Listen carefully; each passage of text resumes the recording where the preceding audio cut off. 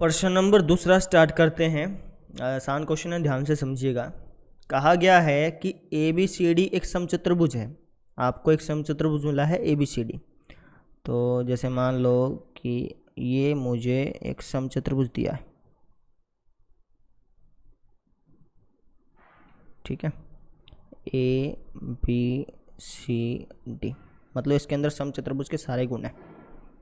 और P Q R और S क्रमशः भुजाओं ए बी सी डी और डी ए के मध्य बिंदु है। कहने का मतलब पी बिंदु जो है वो ए बी का मध्य बिंदु है।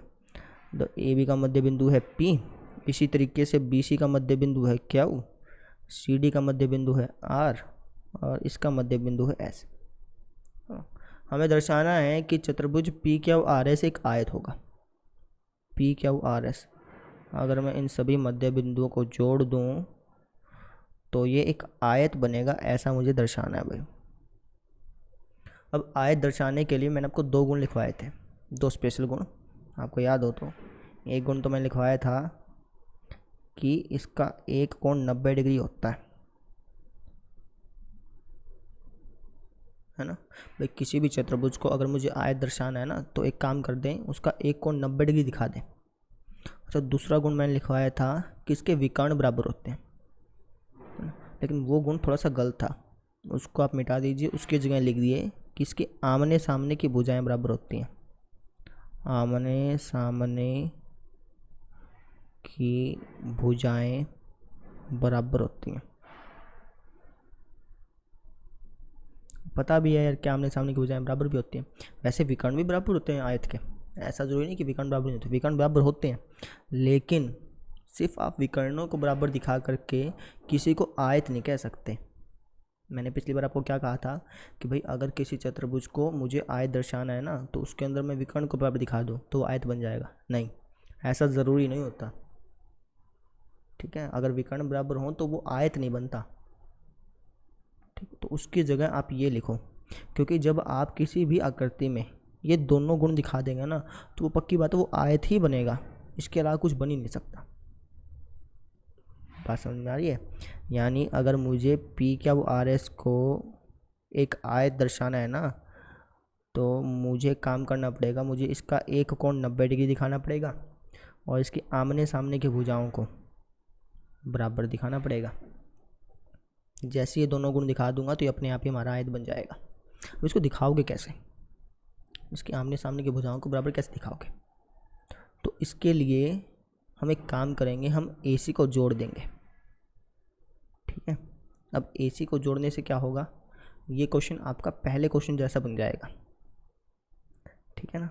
आपको याद हो यहाँ पर भी वही था, PQRS, यहाँ पर मध्य बिंदु दे ही रखे हैं, ये भी मध्य बिंदु से जुड़ा वाला रेखाखंड है, तो ये दोनों आपके बराबर आ गई थी, याद है आपको? ये दोनों भी आपके बराबर आ गई थी और समांतर भी आ गई थी, है ना। ऐसे ही ये वाली भुजा भी आपके बराबर आ गई थी इस भुजा के, और समांतर भी आ गई थी। तो हम यहाँ से मध्य बिंदु प्रमेय का यूज़ करके आमने सामने वाली भुजाओं को बराबर दिखा पाएंगे, कोई दिक्कत नहीं आएगी इसमें, है ना। यानी सेकंड पार्ट तो हमारा हो जाएगा, कोई समस्या नहीं। अब मुझे यहाँ पर एक कोण 90 डिग्री दिखाना है, मतलब मुझे कैसे ना कैसे करके एंगल P को 90 डिग्री का दिखाना है। अब इसको समझना ज़रूरी है, ठीक है। अब इसको 90 डिग्री कैसे दिखाओगे? इसके लिए काम करेंगे, हम B और D को भी जोड़ देंगे। अब इससे फ़ायदा क्या होगा? अब यहाँ पर आप देखिए, ये एक छोटा सा चतुर्भुज बन जाएगा, है ना, और ये आपका बनेगा छोटा समांतर चतुर्भुज। समांतर चतुर्भुज की खास बात होती है कि उसके आमने सामने कोण बराबर होते हैं, मतलब ये वाला एंगल और ये वाला एंगल बराबर होगा, है ना। मुझे पता है कि ये कोण 90 डिग्री का पाएगा। कैसे पाएगा भाई 90 डिग्री का? क्योंकि देखो यहाँ पर AC और BD एक दूसरे को काट रहे हैं, ये दोनों के दोनों विकर्ण है ना। और जब किसी समचतुर्भुज के, क्योंकि ABCD आपको समचतुर्भुज दिया है, यानी ABCD के विकर्ण एक दूसरे को काट रहे हैं, तो जब किसी समचतुर्भुज के विकर्ण एक दूसरे को काटते हैं तो वो हमेशा 90 डिग्री पर काटते हैं, यानी ये कोण तो पक्का 90 डिग्री होगा। बात समझ में आ गई? समचतुर्भुज के विकर्ण एक दूसरे को 90 पर काटते हैं, तो ये कोण तो 90 का होगा। ये कोण 90 का है तो ऑटोमेटिक बात है ये कोण भी हमारा 90 का पाएगा। आमने सामने कोण बराबर होते हैं ना, तो ये 90 का, तो ये भी क्या पाएगा, 90 का पाएगा। तो इस तरीके से मैं इस चतुर्भुज को पी क्यू आर एस, इसको एक आयत कह पाऊँगा, क्योंकि मैंने इसकी आमने सामने की भुजाओं को बराबर दिखा दिया और इसका एक कोण भी 90 दिखा दिया। थोड़ा सा क्वेश्चन आपको लग सकता है लेंथी है, थोड़ा सा आपको अटपटा सा भी लग सकता है, लेकिन जब आप इसको अपने आप करेंगे ना, अब मैंने आपको सारे स्टेप बता दिए, जब आप इसको अपने आप करेंगे तो ज़्यादा समझ में आएगा। वापस से स्टेप समझाता हूँ। सबसे पहले आप पी क्यू को आर एस के बराबर दिखाओ, ऐसे ही एस पी को आर क्यू के बराबर दिखाओ, ठीक है। इसके बाद आप इस कोण को 90 डिग्री दिखाने के लिए इस छोटे वाले को समांतर चतुर्भुज दिखा दो, इससे आमने सामने कोण बराबर हो जाएंगे, यानी ये 90 का तो ये भी हमारा 90 का हो जाएगा। तो पहले आप खुद ब खुद करो, उसके बाद ना समझ में आए तो इसको देख लो, ठीक है। मैं यहाँ पे लिख देता हूँ जैसे हल, ठीक। अच्छा, सिद्ध क्या करना है और जो दिया है वो आप लिख लीजिएगा। मुझे सिद्ध करना है कि एक आयत है और मुझे ये दे रखा है कि एक समचतुर्भुज है ना। मैं डायरेक्टली यहाँ से सिद्ध करवा देता हूँ। तो सबसे पहले हमने स्टेप क्या किया, हमने कहा कि एस और आर मध्य बिंदु है, इसका मतलब एस आर समांतर होगा ए सी के, और एस आर आधा भी होगा ए सी के। हमने पढ़ रखा है मध्य बिंदु प्रमेय से, तो लिख देंगे एस आर समांतर ए सी और एस आर बराबर है आधा ए सी के। रीजन क्या लिखोगे, मध्य बिंदु प्रमेय,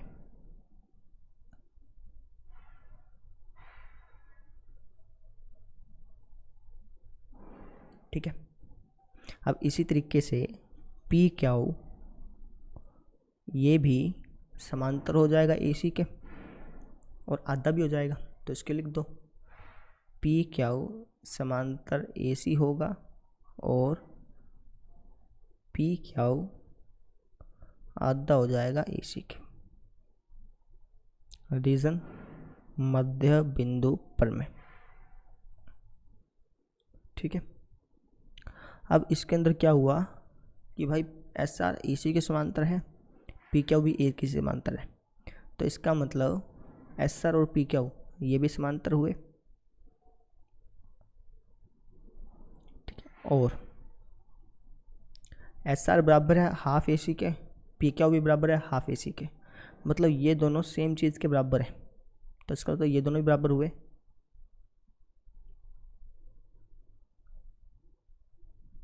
ठीक है। और जब किसी चतुर्भुज में एक जोड़ी भुजा बराबर और समांतर आ जाती है, जैसे इसके अंदर देखो पी क्यू एस आर के बराबर भी आ गया और समांतर भी आ गया, तो जब किसी चतुर्भुज में एक जोड़ी भुजा बराबर और समांतर आ जाती है तो वो बन जाता है आपका समांतर चतुर्भुज, है ना। यानी ये भुजा इसके बराबर भी होगी, समांतर भी होगी, ऐसे ही ये वाली भुजा इसके भी बराबर होगी और समांतर होगी, है ना। लिखना चाहो तो आप लिख सकते हो इसी प्रकार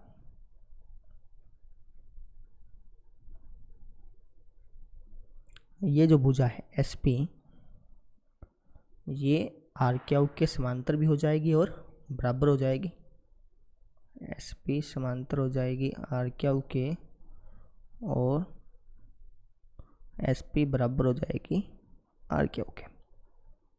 अब मैंने क्या किया, इसके अंदर आमने सामने की भुजाओं को, भाई इस भुजा को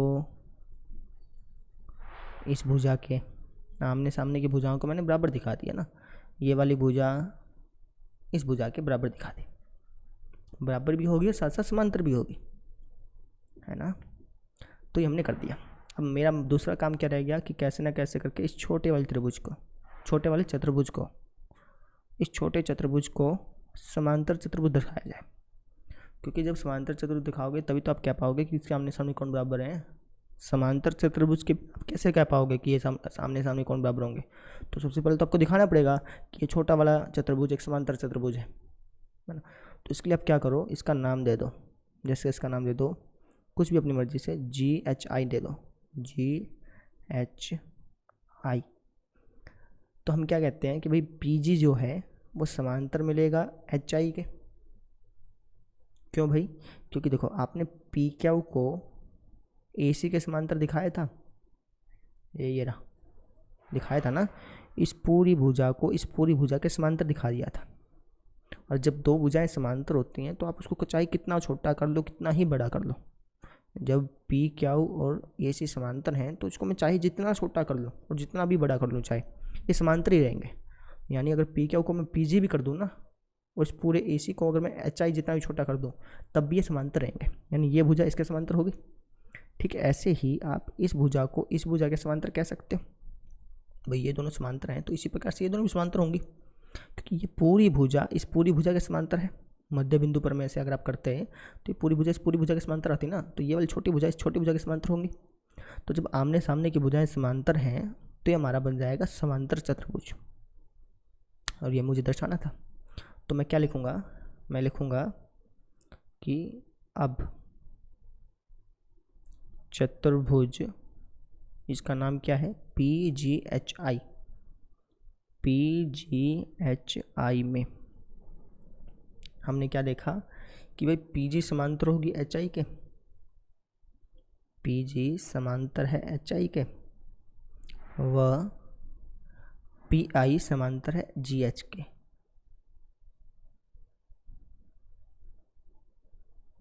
ठीक है, तो पी जी एच आई एक समांतर चतुर्भुज है। एक क्या बन गया हमारा, समांतर चतुर्भुज बन गया। समांतर चतुर्भुज है तो इसके आमने सामने कोण बराबर होंगे, मतलब ये वाला कोण इसके बराबर होगा। इसका नाम एंगल एच कह लो, इसका एंगल पी। तो आप कह सकते हो कि एंगल एच बराबर होगा एंगल पी के। रीजन लिख देना, समांतर चतुर्भुज के सम्मुख कोण बराबर होते हैं भाई।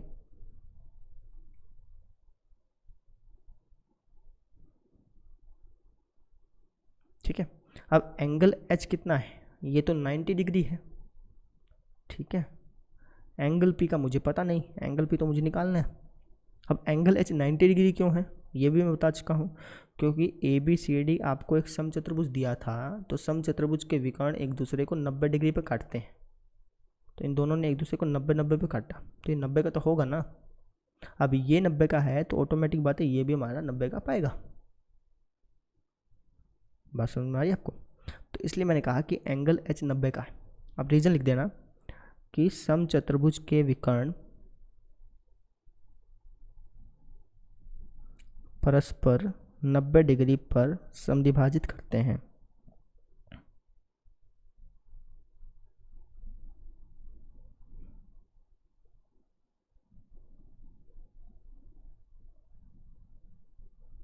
इसी कारण हमने यहाँ पर 90 लिखा। तो अब हमने क्या कर दिया, इस चतुर्भुज में पी क्यू आर एस में आमने सामने की भुजाओं को बराबर भी दिखा दिया और इसका एक कोण 90 डिग्री भी दिखा दिया। तो अब मैं इसको एक आयत कह सकता हूँ। तो आप इसको लिखना कि भाई अब चतुर्भुज पी क्यू आर एस में आमने सामने की भुजाएं बराबर हैं,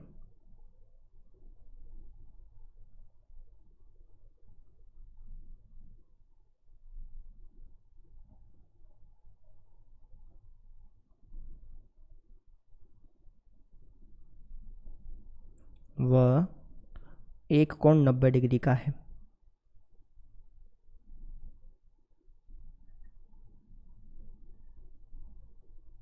इसलिए पी क्यू आर एस एक आयत है, इसलिए मैं इसको एक आयत कह रहा हूँ। ठीक है, मैं थोड़ा सा रिकैप कर देता हूँ। वैसे थोड़ा सा क्वेश्चन लेंथ ही है, इसको वैसे लास्ट में देना चाहिए था, सबसे लास्ट में। ये पहले थोड़ी प्रैक्टिस कर लेते हैं, उसके बाद ये क्वेश्चन दे देते हैं, लेकिन कोई बात नहीं, अच्छी बात है दे दिया। तो पहले सबसे पहले हमने क्या किया, इसकी आमने सामने की भुजाओं को बराबर दिखाया। आमने सामने की भुजाएं बराबर हुई तो एक कंडीशन तो सेटिस्फाई हो गई। दूसरा काम था कि इसका एक कोण 90 डिग्री दिखाया जाए। इसके लिए मैंने इस छोटे वाले चतुर्भुज को एक समांतर चतुर्भुज दर्शाया। जैसे ये समांतर चतुर्भुज हुआ तो इसके आमने सामने कोण बराबर हो गए, ये तो 90 था ही, ये भी 90 हो गया, बस। ठीक है, तो आप इस क्वेश्चन को एक बार वापस से निकालिएगा।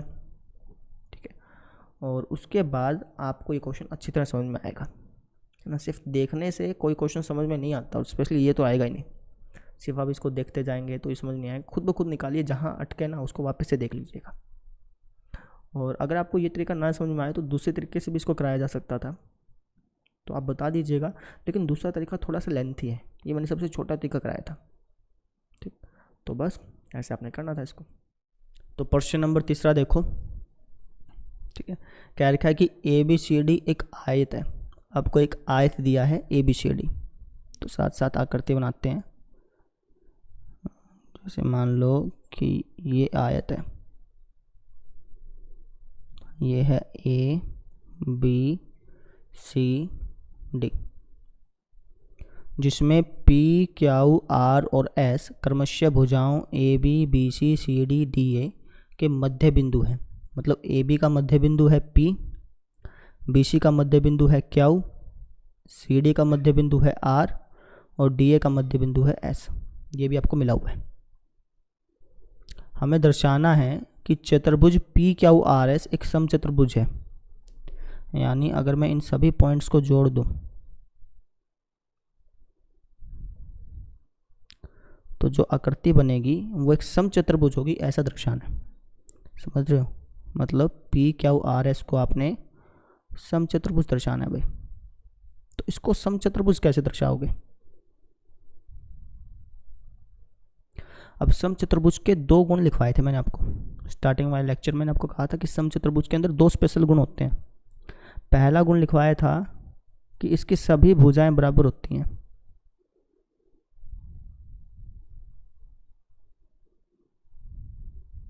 ठीक है, और दूसरा स्पेशल गुण लिखवाया था कि इसके विकर्ण 90 डिग्री पर समद्विभाजित करते हैं।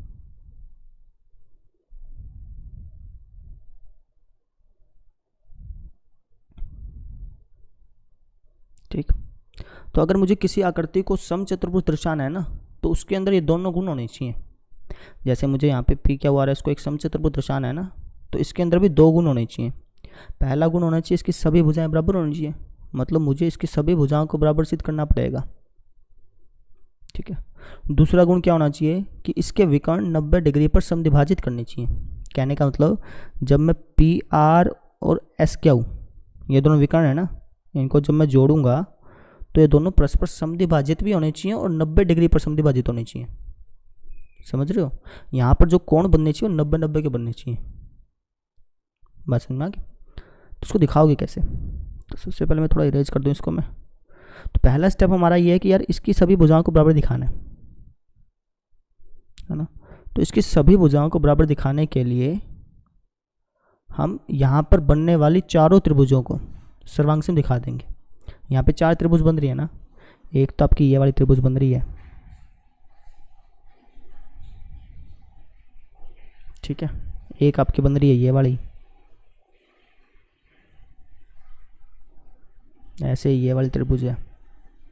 इन चारों को आप सर्वांग दिखा दो।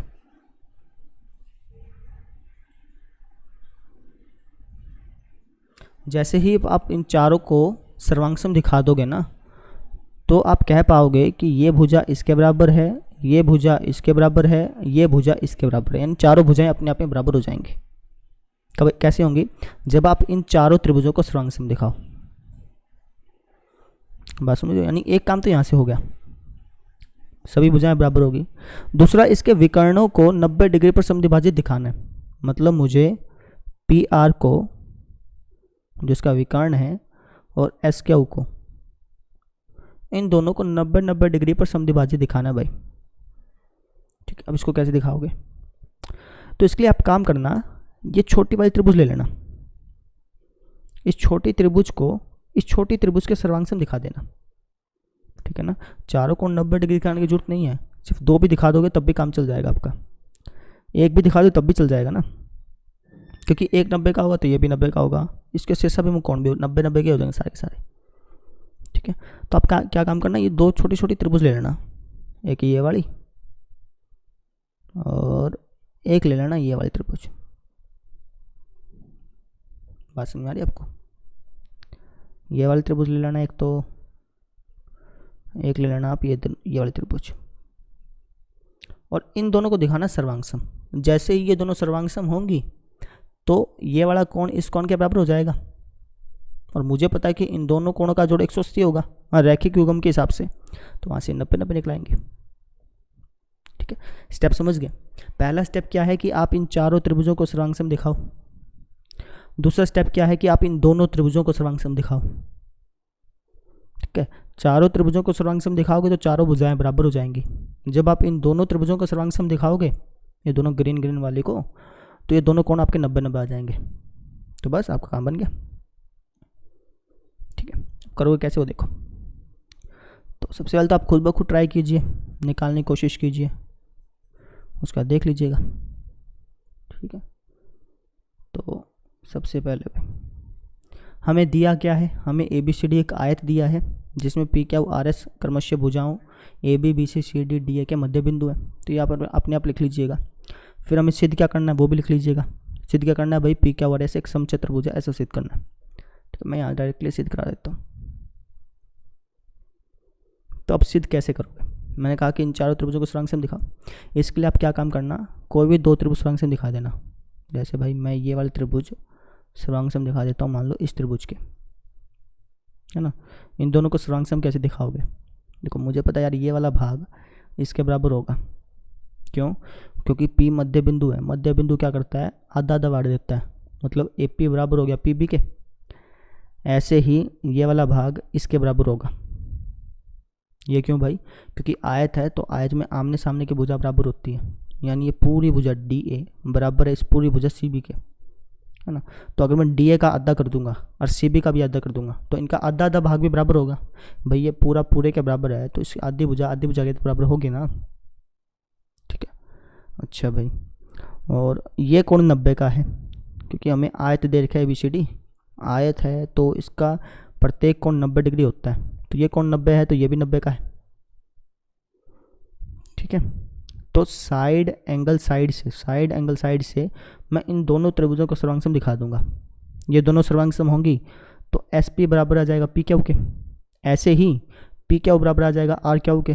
अगर आप इन दोनों को सर्वांग सम सिद्ध करते हैं तो ये दोनों भुजाएं सर्वांग बराबर नहीं हो जाती क्या CPCD से, ऐसे ही ये दोनों भी बराबर हो जाती, तो RQ बराबर हो जाएगा SR के। बात सुनना, तो लिखोगे ऐसे, सबसे पहले लिखो त्रिभुज SAP व त्रिभुज QBP में। ठीक, तो पहले आप अपने आप लिखिएगा। ठीक है, जो आपको बता दिया ना, हिंट जो आपको दे दिया उससे आप अपने आप कोशिश कीजिए निकालने की। ठीक है, तो मैं ये दोनों त्रिभुज ले लेता हूँ, बस इनको लिख देता हूँ भाई कैसे कैसे सर्वांग सम है। तो हम कहेंगे भैया SA बराबर होगा QB के। ये जो SA है ये QB के बराबर होगा। रीजन क्या लिखोगे, कहोगे बराबर भुजाओं का आधा भाग, बराबर भुजाओं का आधा भाग। भाई ये दोनों भुजाएं बराबर थी ना, ये पूरी भुजा इस पूरी भुजा के बराबर थी, तो इसका आधा बराबर होगा कि नहीं होगा, होगा। तो बस ये लिखा हमने। अच्छा, AP बराबर होगा PB के, ये भी लिख दो। अच्छा, इसमें रीजन क्या लिखोगे, इसमें रीजन लिखोगे क्योंकि P हमारा एक मध्य बिंदु है, मिड पॉइंट है। P हमारा क्या एक मध्य बिंदु दिया है, तो AP बराबर PB तो होगा ही। और एंगल A बराबर होगा एंगल B के, इसको भी लिख दो, एंगल A बराबर होगा एंगल B के। रीजन आप लिखना दोनों 90 डिग्री। तो साइड एंगल साइड से दोनों आपकी सर्वांग सम आ गई, लिख दो साइड एंगल साइड से त्रिभुज SAP सर्वांग सम आ गई है त्रिभुज QBP के। और जब दो त्रिभुज सर्वांग सम आ जाती हैं तो उनकी संगत भुजाएं बराबर हो जाती हैं, मतलब SP बराबर होगी PQ के, यानी SP बराबर हो गई PQ के। आप यहाँ से देख लो चाहे SP पहला लास्ट अक्षर QP कह दो PQ कह दो, बात एक ही है, यानी ये दोनों भुजाएं बराबर आ गई। अब ऐसे ही अगर आप इन दोनों को सर्वांग सम सिद्ध करते हैं तो PQ और RQ बराबर नहीं आ जाता, ऐसे ही RQ और SR भी बराबर आ जाता। करने की जरूरत नहीं है, आप सिंपल लिखिए इसी प्रकार अगर SP PQ के बराबर आई है तो पी क्यू भी बराबर आ जाता क्यू आर के। ये जो पी क्यू भुजा ये क्यू आर के बराबर आ जाती और क्यू आर भुजा आर एस के बराबर आ जाती, यानी इसकी चारों भुजाएं बराबर होगी। ठीक है भाई, तो चारों भुजाएं तो आप बराबर कर दी। अब अपने दो त्रिभुज लेनी है। ठीक है, इन दोनों को सुरंग सम सिद्ध करना है भाई। अब इनको कैसे करोगे वो देखो। तो इसका मैं नाम लेता हूँ जैसे ओ, इस पॉइंट का, तो आर ओ एस त्रिभुज और त्रिभुज आर ओ क्यू, इन दोनों को सुरंग सम कैसे सिद्ध करोगे। तो मुझे पता यार ये वाली भुजा इसकी भुजा के बराबर तो है, क्योंकि अभी हमने सिद्ध किया ना चारों भुजाएं बराबर हैं, तो ये भुजा इसके बराबर होगी और ये भुजा इन दोनों में कॉमन है। ठीक है, अच्छा अगर मैं ओ एस को, ये जो भुजा है ओ एस, अगर मैं इसको ओ क्यू के बराबर दिखा पाता तो मैं साइड से इन दोनों को सुरंग सम सिद्ध कर लेता। अब ओ एस और ओ क्यू को बराबर कैसे दिखाओगे, तो उसके लिए थोड़ा सा ध्यान देना। मुझे पता यार कि इसकी मैंने चारों भुजाओं को बराबर दिखाया अभी, है ना, यानी ये भुजा इसके बराबर इसके बराबर इसके बराबर, कह सकता हूँ कि पी क्यू बराबर है एस आर के, ऐसे भी कह सकता हूँ।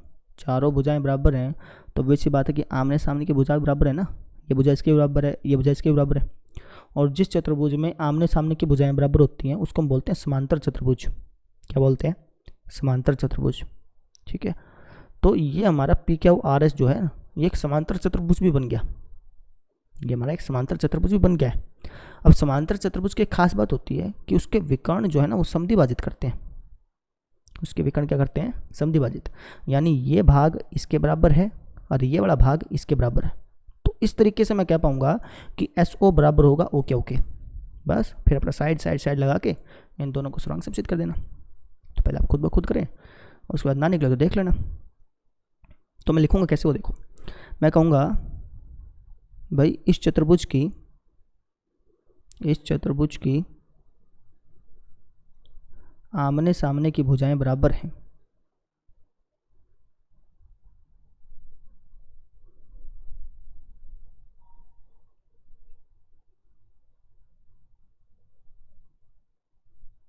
ठीक है, तो यह एक समांतर चतुर्भुज भी होगा, एक समांतर चतुर्भुज भी होगा। अब समांतर चतुर्भुज है तो समांतर चतुर्भुज के अंदर एक गुण होता है कि उसके विकर्ण परस्पर समद्विभाजित करते हैं। तब क्या देना? तो इसके विकर्ण परस्पर समद्विभाजित करेंगे।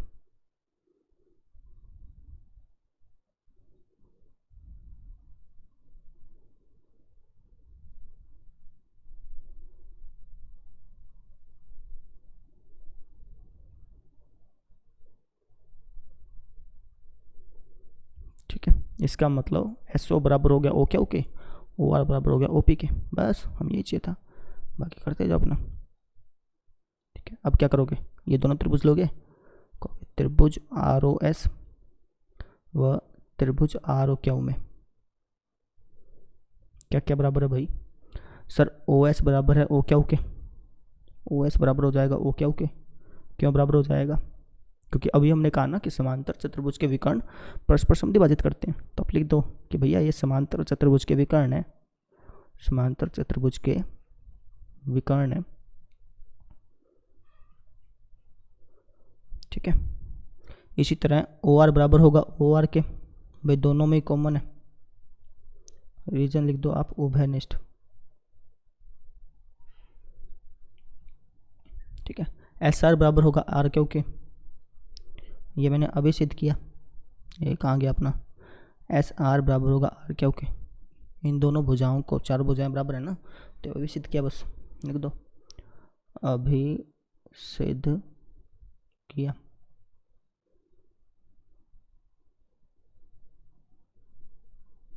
तो साइड से मैं इन दोनों त्रिभुजों को सुरंग सिद्ध कर सकता हूँ। तो लिख देंगे बस साइड से त्रिभुज आर ओ एस सर्वांगसम हो गई है त्रिभुज आर ओ क्यू के, यानी ये वाला कोण इस कोण के बराबर हो गया। इसको आप एक नाम दो, इसको आप दो नाम दो। एंगल एक बराबर हो गया एंगल दो के, एंगल एक बराबर हो गया एंगल दो के। रीजन लिख देना बस CPCT। ठीक है। अब देखो, मुझे पता है कि इन दोनों कोणों का जोड़ 180 होगा, वहाँ से 90 90 आ जाएंगे बस। ठीक है, लिखोगे कैसे वो देखो। तो हमें क्या पता है कि एंगल 1 प्लस एंगल 2 बराबर होगा 180। रीज़न लिख देना बस, रैखिक युग्म। और यहाँ से देखो एंगल 1 का एंगल 1, एंगल 2 को लिख सकता हूँ एंगल 1, भाई दोनों बराबर है ना, बराबर 180 डिग्री। तो यहाँ से 2 एंगल 1 बराबर आ गया 180 डिग्री। तो एंगल 1 किसके बराबर आ गया, 90 के। इनको जोड़ोगे तो 2 एंगल 1 आएगा, 2 गुना में आ जाएगा भाग में, यानी एंगल 1 को आपने 90 डिग्री सिद्ध कर दिया। यानी अब समझना इस चीज़ को, आपने इसको समद्विभाजित भी सिद्ध कर दिया, आपने ये भी सिद्ध कर दिया कि ये कोण 90 का है। कोई भी एक कोण 90 का कर दो, ऐसा नहीं कि चारों करना है, एक कोण कर दो अपने आप ही 4 हो जाते हैं। और वैसे भी 90 डिग्री पर समद्विभाजित का मतलब ये है कि एक कोण 90 का होगा। चाहो तो चारों कर दो, चाहो एक कर दो, अपनी मर्जी होती है। तो हमने इस कोण को 90 भी सिद्ध कर दिया, इनको समद्विभाजित भी सिद्ध कर दिया, और इसकी सभी भुजाएं बराबर सिद्ध कर दी। तो एक ऐसी आकृति जिसकी सभी भुजाएं बराबर हों, उसके विकर्ण 90 पर समद्विभाजित करें, तो उसको हम बोल देते हैं समचतुर्भुज। तो इसलिए हम कहेंगे कि भाई तो यह एक समचतुर्भुज है। यह मतलब P क्या हुआ RS। ठीक है, और रीज़न दोगे तो और बढ़िया है, बता सकते हो ना कि भाई समचतुर्भुज ऐसा क्यों कह रहे हैं। क्यों कह रहे हैं भाई, क्योंकि इसकी सभी भुजाएं बराबर हमने सिद्ध कर दी हैं, इसकी सभी भुजाएं हमने बराबर सिद्ध कर दी। ठीक है, इसके विकर्णों को हमने परस्पर समद्विभाजित दिखा दिया 90 डिग्री पर, इसलिए हम कह रहे हैं कि एक समचतुर्भुज है। ठीक है, थोड़ा सा रिकैप कर देता हूँ। सबसे पहले मैंने 4 छोटी छोटी त्रिभुज ली, कोने कोने वाली, इनको सर्वांगसम सिद्ध किया। जैसे सर्वांगसम हुई तो इनकी भुजाएं बराबर होगी, यानी चारों भुजाएं बराबर होगी। मैंने ये 2 छोटी छोटी त्रिभुज ली, इनको सर्वांगसम किया, तो एंगल 1 एंगल 2 के बराबर आ गया। मुझे पता है कि इन दोनों का जोड़ 180 होगा, वहाँ से ये कोण 90 भी आ गया, तो कोण 90 भी हो गया, समद्विभाजित भी हो गए, और चारों भुजाएं बराबर होगी, इसलिए हम कह रहे हैं कि ये एक समचतुर्भुज है। ठीक है, एक बार वापस से ट्राई कर सकते हैं। और जो भी क्वेश्चन आप निकाल रहे हैं ना, तो उसको पहले जैसे मैंने हिंट दिया आपको, भाई उसको ऐसे ऐसे करना है, ऐसे ऐसे करना है, तो आप उसी टाइम वीडियो को पॉज करके निकाला करो। पूरा क्वेश्चन अगर आप देखोगे, पूरा क्वेश्चन देखते देखते समझोगे तो वो समझ में नहीं आएगा। पहले हिंट मिला है ना आपको, तो उससे आप क्वेश्चन को निकालने की कोशिश करो। ठीक है, तो एक काम करते हैं, अब प्रश्न नंबर 4 कॉपी कर देते हैं, देखते हैं। ठीक है, तो इससे पहले इसका एक प्रमेय पढ़ लेते हैं भाई, है ना। मैंने आपको कहा था एक्सरसाइज के स्टार्टिंग में कि इसके अंदर 2 प्रमेय यूज़ होंगी। एक प्रमेय तो हमने पढ़ ली थी, एक प्रमेय रह गई थी, उसको पढ़ना पड़ेगा क्योंकि वो इसके अंदर यूज़ होगी। ठीक है, तो आप लिख भी लीजिएगा साथ साथ। प्रमेय है आपकी मध्य बिंदु प्रमेय का विलोम। हमने मध्य बिंदु प्रमेय पढ़ी थी ना, उसका ये विलोम है। विलोम मतलब उसका उलट। ठीक है, इसका मतलब समझो भाई। जैसे मध्य बिंदु प्रमेय आपको याद थी, तो उसमें क्या था कि यार एक त्रिभुज देता था। ठीक, क्या देता था कि इसके 2 मध्य बिंदु हैं, 2 भुजाओं के मध्य बिंदु दे देता था। फिर हम क्या कहते थे कि जब मैं इनको मिलाऊंगा ना, तो जो रेखाखंड होगा वो समांतर होगा, ये कहते थे। अब ये ठीक इसका उलट है। अब की बार आपको रेखा समांतर मिली है, मतलब एक त्रिभुज मिला आपको, मान लो ABC। ठीक है, अब की बार आपको रेखा समांतर दे दी, कह दिया कि MN एक रेखा है जो समांतर है BC के, है ना। इसका एक पॉइंट आपको मिड पॉइंट दे दिया भाई, आपको एक पॉइंट मिड पॉइंट दे दिया, M आपको मध्य बिंदु दे दिया, और कह दिया कि ये रेखा इसके समांतर है। तो आप ये कह सकते हो कि N भी मध्य बिंदु होगा। N भी क्या होगा, एक मध्य बिंदु। बात समझना, पिछली बार क्या था कि आपको मध्य बिंदु दिया गया था, आपने कहा था कि इनको जोड़ने पर बनने वाली रेखा जो है वो तीसरी भुजा के समांतर होगी। मध्य बिंदु दिया था, आपने रेखाओं को समांतर कहा था। अब की बार रेखाएं समांतर दे रखी हैं, आप कह रहे हो कि पॉइंट जो है ना वो मध्य बिंदु है। इसके क्वेश्चन कैसे आएंगे वो समझ लो। जैसे ना आपको ना एक त्रिभुज दे देगा, मान लो ये त्रिभुज दे दी, आपको कह देगा कि भैया ये पॉइंट M पॉइंट एक मिड पॉइंट है, एक मध्य बिंदु है, और ये रेखा MN रेखा इसके समांतर दे देगा। फिर आपसे कहेगा कि सिद्ध करो N भी एक मध्य बिंदु होगा। तो आप कैसे कहोगे? आप कहोगे सर एन भी एक मध्य बिंदु होगा। क्यों होगा? क्योंकि मध्य बिंदु प्रमेय का विलोम यह कहता है कि जब एक रेखा दूसरी रेखा के समांतर हो और एक पॉइंट आपको मध्य बिंदु दे रखा हो तो दूसरा पॉइंट भी मध्य बिंदु होगा, है ना। आप इसको लिखेंगे कैसे? आप कहेंगे सर एम मध्य बिंदु है, ये हमको मिला हुआ है, तथा एम एन आपको समांतर दिया है, एम एन समांतर है मान लो बी सी के, ये अभी हमको मिला हुआ है। तो मध्य बिंदु प्रमेय के विलोम से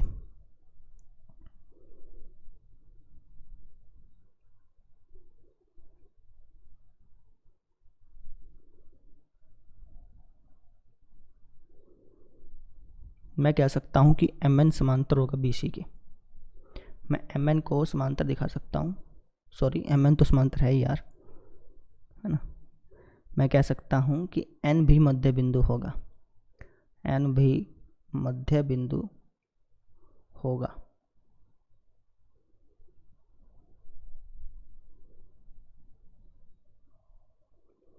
बात समझ आ रही आपकी? भाई एक तो मध्य बिंदु दे ही रखा था, रेखा आपको समांतर दे रखी थी।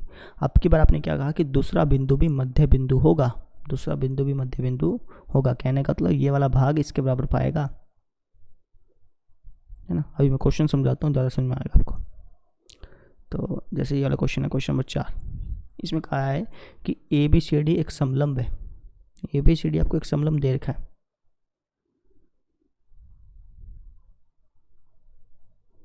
जिसमें ए बी समांतर है डी सी के, ए बी भुजा डी सी के समांतर दी गई है। साथ ही बी डी एक विकर्ण है, बी डी आपको एक विकर्ण दिया है भाई, और ई भुजा ए डी का मध्य बिंदु है। इस पॉइंट को ध्यान से समझना, जो ई पॉइंट है ना, ये आपको मध्य बिंदु दे दिया, पहले से ही आपको क्या दे दिया? मध्य बिंदु दे दिया। ई से होकर एक रेखा ए बी के समांतर खींची गई, मतलब ई वाली जो रेखा है ना, ये वाली रेखा जो रेखा खींची गई, ये ए बी के समांतर खींची गई, समझ रहे हैं? ये रेखा इसके समांतर खींची गई है, यानी तीनों की तीनों समांतर हो गई अपनी, है ना। जो बी सी को एफ पर प्रतिच्छेद करती है। अब ये रेखा जो है ना, ये रेखा बी सी को एफ पॉइंट पर काटती है भाई।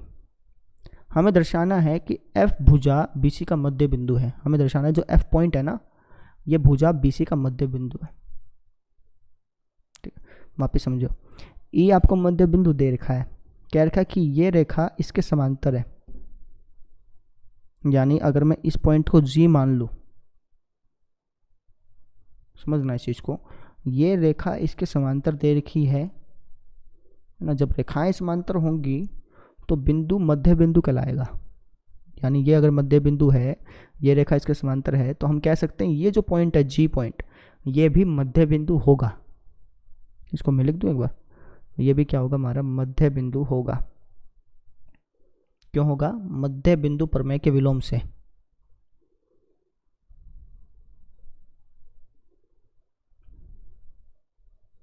बात समझ में आ गई ना? ये रेखा इसके समांतर है, पूरी रेखा इस पूरे के समांतर थी। जब रेखाएं समांतर होती हैं तो आप उनको कितना छोटा कर लो, कितना बड़ा कर लो। जैसे इस पूरे का इस पूरे के समांतर है ना, तो अगर मैं ई एफ के बजाय ईजी भी कर लूँगा ना, तब भी समांतर रहेंगे, है ना। तो ये मध्य बिंदु दे रखा था, ये रेखा इसके समांतर है ही, तो दूसरा पॉइंट भी एक मध्य बिंदु होगा, मैंने आपको बताया अभी। अब ऐसे ही अगर आप ये वाले त्रिभुज देखो, त्रिभुज डी बी सी, इस त्रिभुज में अभी आपने क्या सिद्ध किया? जी को मध्य बिंदु सिद्ध किया, है ना। और जी एफ रेखा, ये जो जी एफ रेखा है, ये इसके समांतर होगी, है ना। देखो ये इसके समांतर है, ये वाली भुजा इसके समांतर है, तो ये भुजाएं भी समांतर होंगी ना, यानी ये भुजा इसके समांतर होगी, समांतर होगी, और ये मध्य बिंदु दे ही रखा है, तो ऑब्वियस सी बात है एफ भी मध्य बिंदु होगा। अभी मैं आपको लिख के समझाता हूँ इसको। आप लिखोगे कैसे? आप कहना कि सर ई मध्य बिंदु है, ये हमको दिया है ना, ये मध्य बिंदु दिया है, और ई जी आपको समांतर मिला है ए बी के, और वह ई जी समांतर है ए बी, ठीक है। तो मैं कह सकता हूं कि जी भी मध्य बिंदु होगा। रीज़न क्या बताया, मध्य बिंदु प्रमेय के विलोम से। तब इसको ऐसे लिखना, तो मध्य बिंदु प्रमेय के विलोम से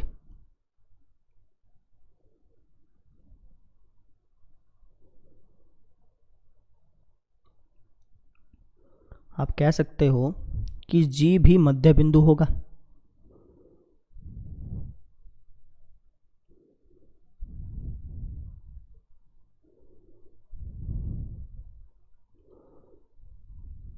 ठीक है, अब ठीक ऐसे ही जी को आपने मध्य बिंदु सिद्ध कर दिया, मध्य बिंदु सिद्ध किया ना अभी के अभी।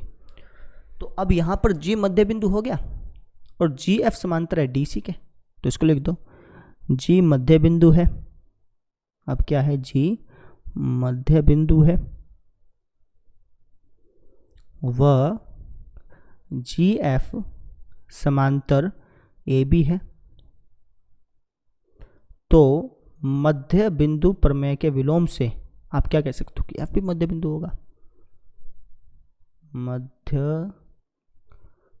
बिंदु प्रमेय के विलोम से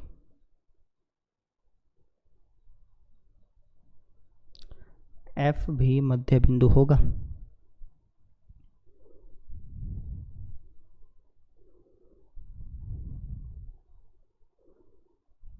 बस हो गया, वापिस समझ लो भाई। ये तो मध्य बिंदु था, ई जी इसके समांतर थी, तो जी भी मध्य बिंदु होगा। ऐसे ही जी मध्य बिंदु आपने सिद्ध कर दिया, जी एफ इसके समांतर थी, तो एफ भी मध्य बिंदु होगा। बस इस राम कथा को है ना लिखना है आपने, तो बस हमने लिख दिया, इसको कर लेंगे।